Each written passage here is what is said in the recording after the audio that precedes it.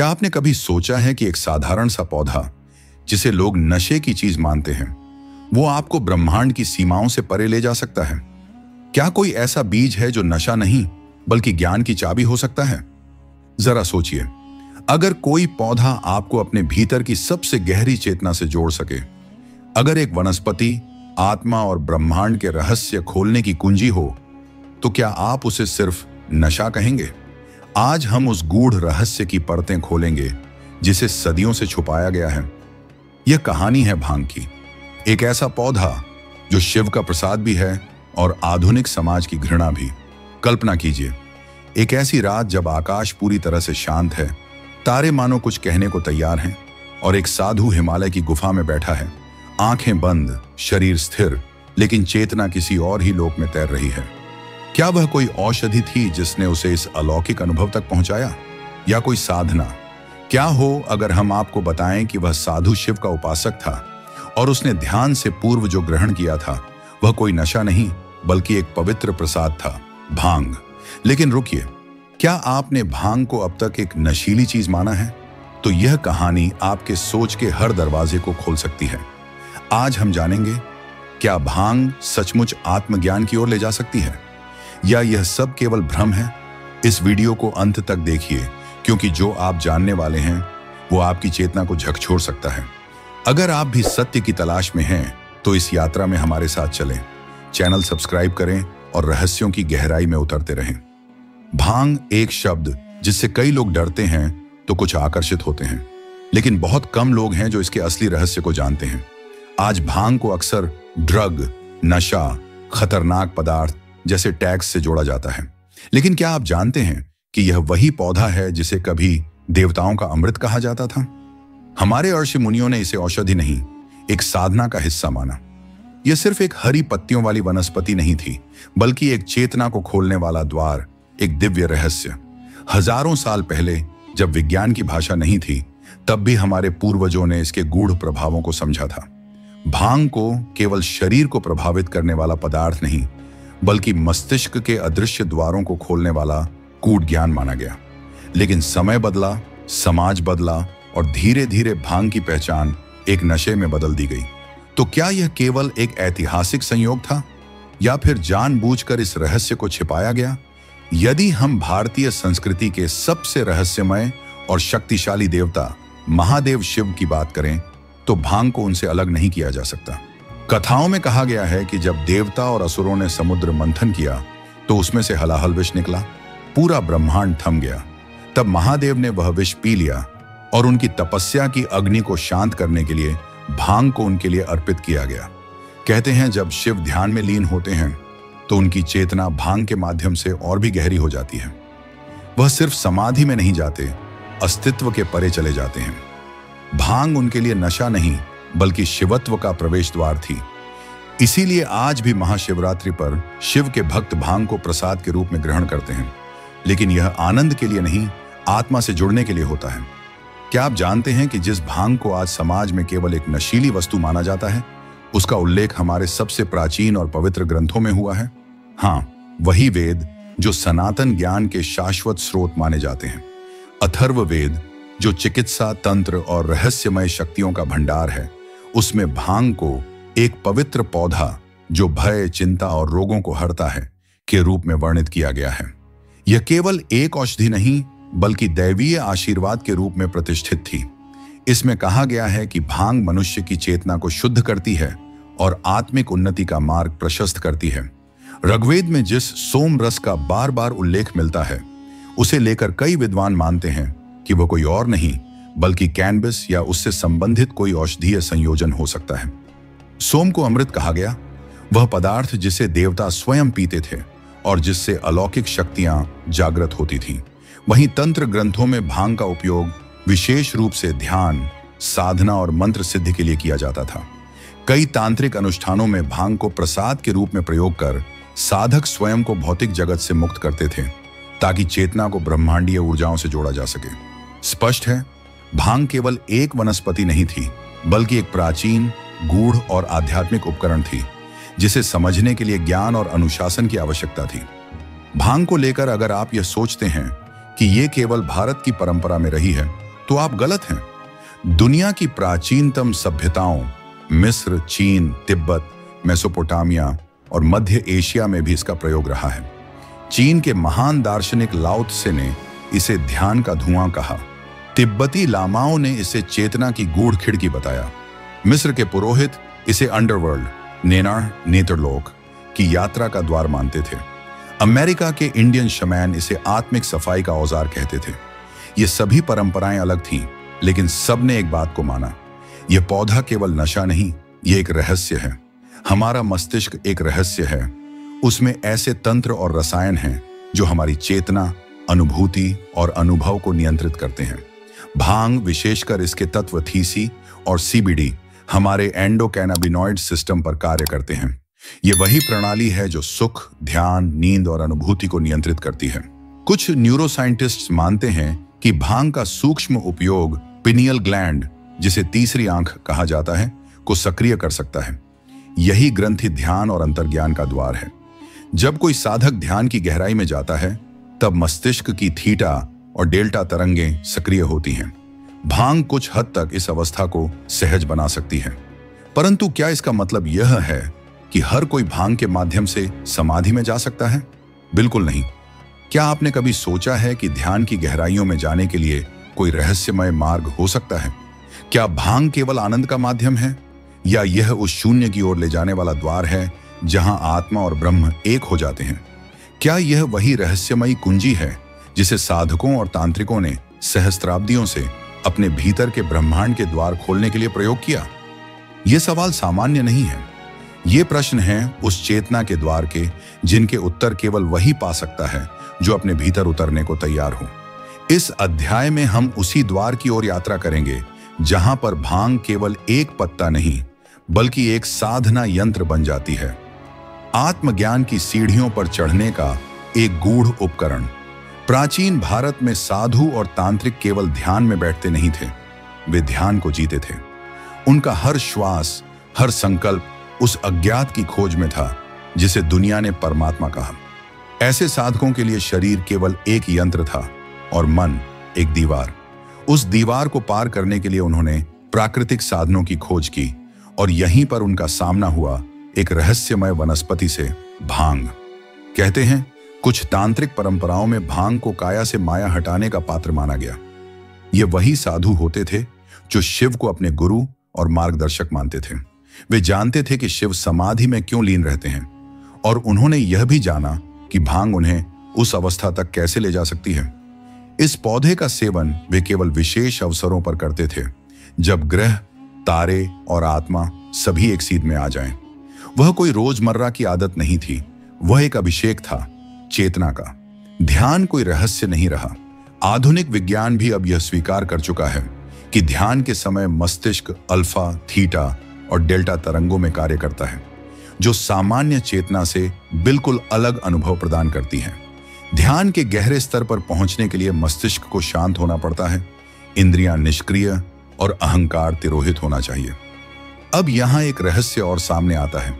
भांग के कुछ विशिष्ट तत्व जैसे टीएचसी और सीबीडी मस्तिष्क के एंडोकैनाबिनॉइड सिस्टम पर असर डालते हैं। ये पदार्थ मस्तिष्क की उन संरचनाओं को सक्रिय करते हैं जो चिंता, भय और समय की अनुभूति से जुड़ी होती हैं। जब ये बंद हो जाती हैं, तो व्यक्ति एक नई चेतना में प्रवेश करता है, जहां ध्यान स्वाभाविक रूप से गहरा हो जाता है। तांत्रिकों ने शायद इसे आधुनिक विज्ञान से पहले ही समझ लिया था। भारत की हर योग परंपरा में तीसरी आंख का उल्लेख है। यह आज्ञा चक्र वह बिंदु है जहां से अंतरात्मा देखती है। आधुनिक विज्ञान इस चक्र को पीनियल ग्लैंड कहता है, जो मस्तिष्क के बीचों बीच स्थित होता है और मेलाटोनिन नामक हार्मोन का निर्माण करता है, जो नींद, स्वप्न और अंतर्दृष्टि से जुड़ा होता है। कुछ अध्यात्मवादी मानते हैं कि भांग का सूक्ष्म प्रभाव इसी पीनियल ग्लैंड पर होता है। जैसे ही इसका असर शुरू होता है, व्यक्ति का दूसरा बोध सक्रिय होने लगता है। यहीं से वह देखता है वो जो आंखों से नहीं दिखता। तीसरी आंख वह दर्पण बन जाती है जिसमें आत्मा स्वयं को पहचानती है। शिव को योगीश्वर कहा गया है, योग का अधिपति, ध्यान का आदि पुरुष। पौराणिक कथाओं में वर्णित है कि शिव सदा समाधि में लीन रहते हैं और उनका प्रिय प्रसाद है भांग। पर क्या इसका अर्थ है कि शिव नशे में रहते हैं? बिल्कुल नहीं। इसका अर्थ है कि भांग उस साधन का प्रतीक है जो साधक को माया से परे ले जाता है। शिव की समाधि का रहस्य उनके शिवत्व में है, जहां मैं मिट जाता है और केवल हूं रह जाता है। तांत्रिकों ने जब शिव की साधना की तो उन्होंने भांग को उसी भाव से ग्रहण किया, न नशे के रूप में बल्कि एक पुल के रूप में जो साधारण मनुष्य को चित्त की चरम अवस्था तक ले जाए। तंत्र, योग और भक्ति, ये तीनों ही साधना के प्रमुख मार्ग हैं। तंत्र साधना में विशेष वनस्पतियों का उपयोग स्वीकार्य रहा है। पंच मकारों में एक मदा या मदिरा था, लेकिन उसका अर्थ कोई शराब नहीं बल्कि वह दिव्य रस था जो साधक को चेतना की एक नई अवस्था में ले जाए। योग परंपरा में भांग का स्थान सीमित रहा, लेकिन कुछ विशेष कपालभाति, कुंडलिनी जागरण या त्राटक ध्यान में इसे मनोद्वार खोलने के उपकरण के रूप में देखा गया।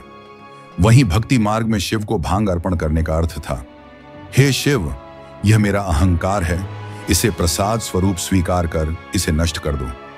जब कोई साधक भांग का उपयोग करता है तो उसका चित्त खुलने लगता है। ऐसे समय पर यदि वह मंत्र जाप जैसे AUM नमः शिवाय या सोहम करता है तो वह ध्वनि तरंग उसके मस्तिष्क के अंदर गूंजती है और गहरी स्थिति में प्रवेश करवाती है। मुद्राएं जैसे ज्ञान मुद्रा, शून्य मुद्रा या अनाहत मुद्रा शरीर की ऊर्जा को विशेष मार्गों में प्रवाहित करती है। जब भांग का सूक्ष्म प्रभाव इन मुद्राओं और मंत्रों के साथ समन्वय में होता है तब साधक सिद्ध बनता है, ऐसा व्यक्ति जो अपनी ही चेतना का साक्षात्कार करता है। सामान्यतः हमारी चेतना 4 अवस्थाओं में कार्य करती है: जागृत, स्वप्न, सुषुप्ति और तुरीय। भांग इन अवस्थाओं के बीच की रेखाएं मिटा देती हैं, जिससे साधक तुरीयातीत स्थिति में प्रवेश कर सकता है, जहां कोई द्वंद्व नहीं, कोई मैं नहीं, केवल शिवत्व है। तंत्र ग्रंथों में वर्णन है कि जब साधक ध्यान के साथ भांग का सीमित और संयमित उपयोग करता है तो वह समाधि की दहलीज पर पहुंच जाता है। यह अवस्था वह नहीं होती जो किसी कल्पना में है, बल्कि वह इतनी वास्तविक होती है कि व्यक्ति आत्मा और परमात्मा के बीच की दीवार को गिरा देता है। क्या ये रहस्य आपकी आत्मा को छू रहे हैं? तो रुके नहीं, अभी वीडियो को लाइक करें और सब्सक्राइब करें हमारे चैनल को, क्योंकि ऐसी ही अद्भुत यात्राएं आपका इंतजार कर रही हैं। जब बात आती है तंत्र की चरम सीमाओं की, तो अघोरी परंपरा का नाम सबसे ऊपर आता है। अघोरी साधु उन स्थलों पर रहते हैं जहां आम जन जाना भी पाप समझता है। श्मशान, वीरान जंगल, निर्जन घाट। लक्ष्य किसी डर को जीतना नहीं होता, बल्कि उस डर की वास्तविकता को पहचानना होता है। अघोरी भांग का सेवन विशेष रीतियों से करते हैं। वे इसे तंत्र के दक्षिण मार्ग के औषधीय उपकरण की तरह प्रयोग करते हैं। ध्यान दें, यह कोई मौज मस्ती या रसास्वादन का साधन नहीं होता। यह केवल उस चेतना के द्वार को खोलने का माध्यम होता है जो आम जीवन के लिए बंद रहता है।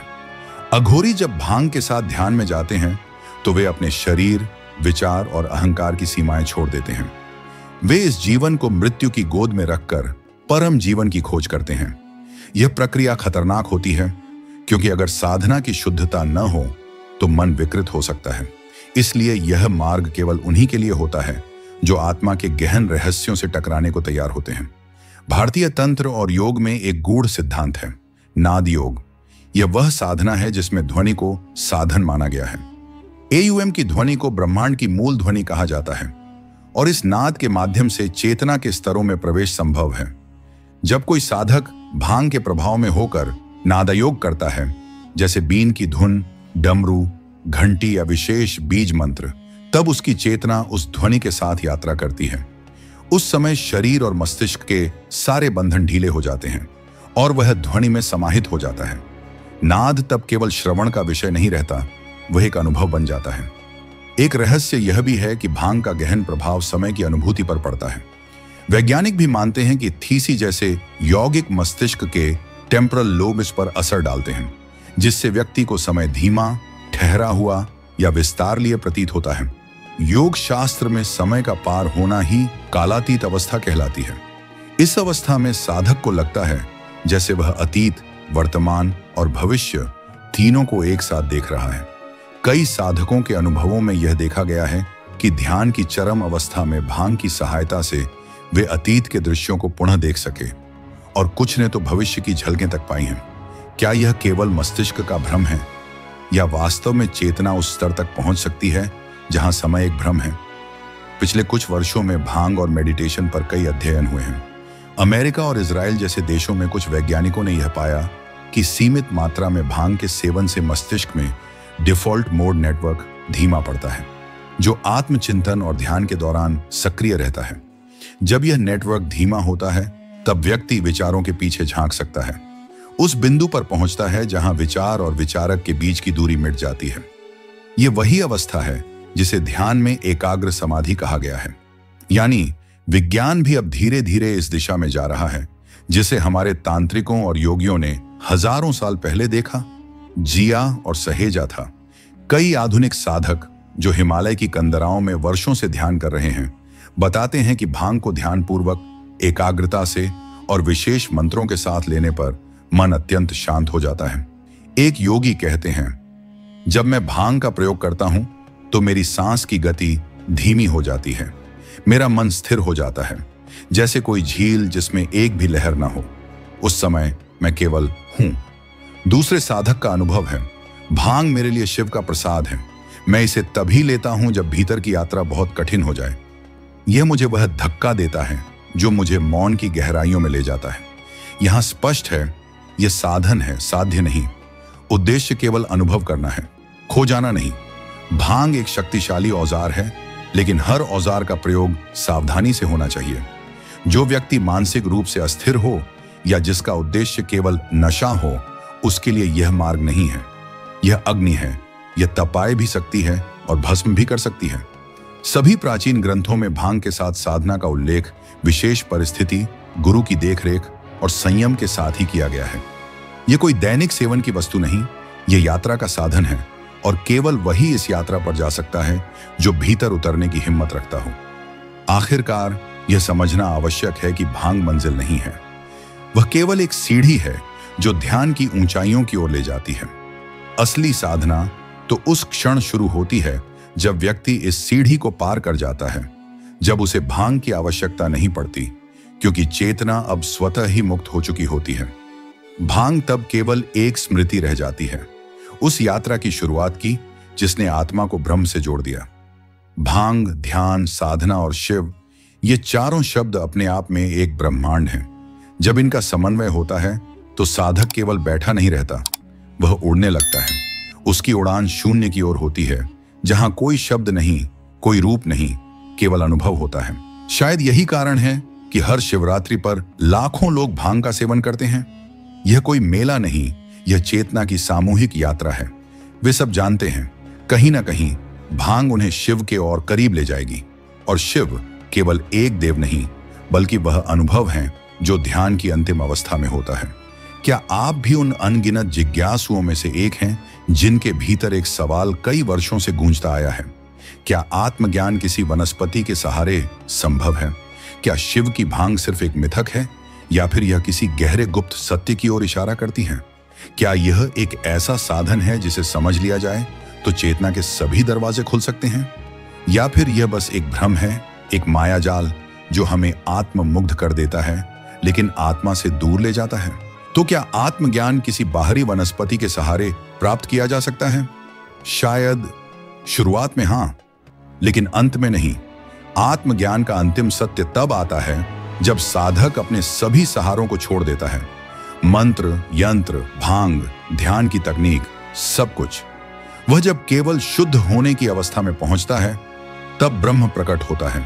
इसलिए भांग को लेकर यह कहना उचित होगा, यह उस द्वार की कुंजी हो सकती है जहां से यात्रा शुरू होती है, लेकिन वह यात्रा उसी दिन पूरी होती है जब साधक उस कुंजी को पीछे छोड़ देता है।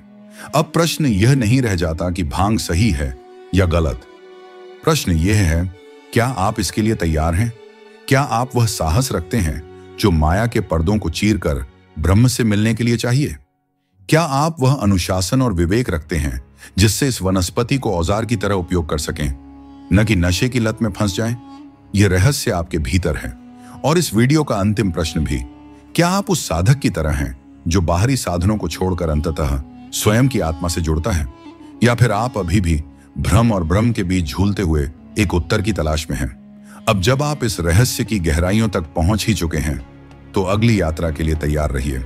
इस वीडियो को लाइक करें, चैनल को सब्सक्राइब करें और जुड़िए बियॉन्ड द इमेजिनेशन के साथ, जहां हर ज्ञान का बीज एक नया ब्रह्मांड खोलता है। अपने विचार कमेंट में जरूर बताएं और यदि यह रहस्यपूर्ण यात्रा आपको भीतर तक छू गई हो तो इस ज्ञान को औरों तक साझा करें, क्योंकि शायद कोई और भी है जो इन शब्दों में अपना मार्ग ढूंढ रहा है।